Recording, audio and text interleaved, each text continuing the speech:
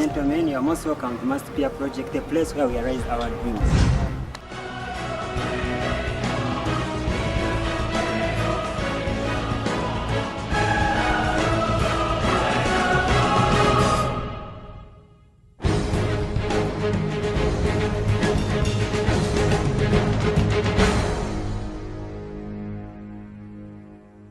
Must Peer Project is a pioneer and premier peer education project in Mbarara University of Science and Technology that was started in 2003 by our founder, Professor Nita Gati. Must Peer Project has effected its activities over the 11 years that it has existed in Mbarara University of Science and Technology through its 5 committees that it has. It has the Capacity Building Committee. Secondly, it has the Strategic Partnership Committee. It also has the Advocacy Committee combined with the Service Delivery Committee, and lastly we have the Information, Education and Communication Behavior Change Committee. Project's target population are the youth between 15 to 25 years of age, and these are usually youth in secondary schools as well as those in tertiary institutions. Among its activities are the interest group discussions, which are carried out every Monday. Now this is the chocolate I want. This is very brown light. I don't want. Yellow.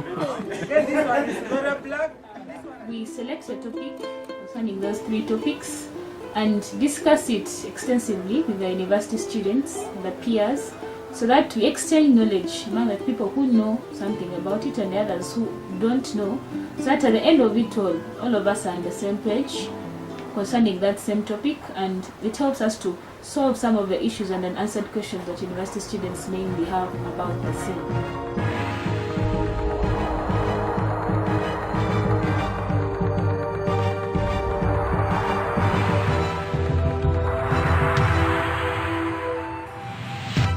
Advocacy Committee, we have several activities, but key among them is the talent night that we organize once in a semester, where we call on students to showcase their different talents in the different areas of singing, dancing, poetry, and any other elements that they could be creative in. This is to empower peers or university students who have talent and it's buried there.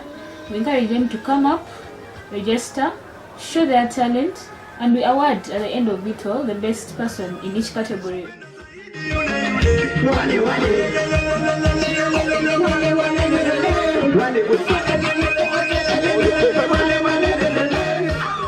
And this is to act as a motivation for the university students that they don't bury their talent. Those who can use it can continue with it.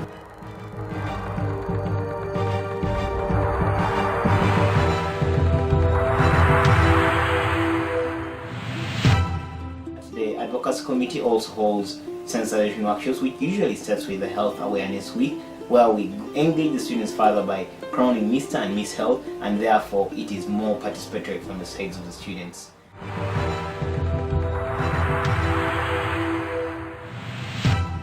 Other services under Service Delivery Committee is a community outreach, which terms as door-to-door, where we reach out to hostels of residents of the youths.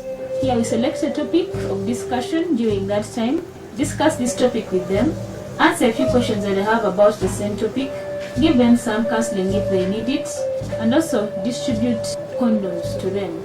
Teaching them how they are used and why we need these contraceptives in our lives.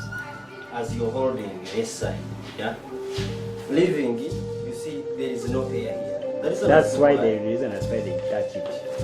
The reason as to why, if there is air, and after this man ejaculation, this thing may burst. Yeah. And you may complain.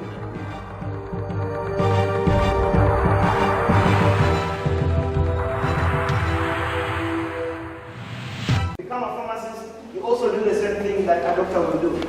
That is, for some of us who are already A-level, those combinations where you have some bit of biology, you have some bit of chemistry, that along the way will lead you to becoming a pharmacist or a doctor.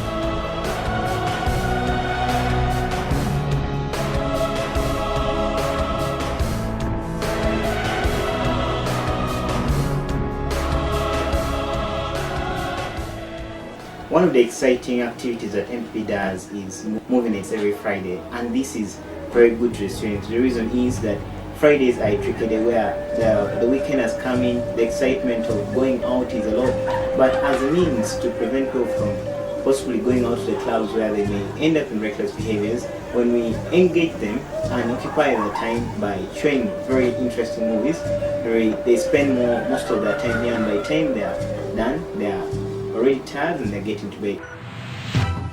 The project is also embraced with another committee, that is Capacity Building Committee, and this committee is responsible for organizing peer educators trainings. It is based on the fact that peer-to-peer education is really needed in society, because peers are always at a better position of understanding fellow peers' challenges and addressing them correctly. The training was so nice, I must say. I'll be able to reach out to the community, stretch out my hands and preach to them the gospel of reproductive health and sexuality. Other activities such as the weekly print newsletters that are produced every week, and in there we have a lot of information as far as sexual reproductive health rights are concerned, in that we will package the information that we wouldn't have been in position to reach in terms of verbal communication. Amidst the interest group discussions, we always chip in debates where students not only get the information about sexual reproductive health rights, but they also gain confidence, they build their ability to communicate better in public, and that, we believe, will empower them to become better citizens with better leadership skills.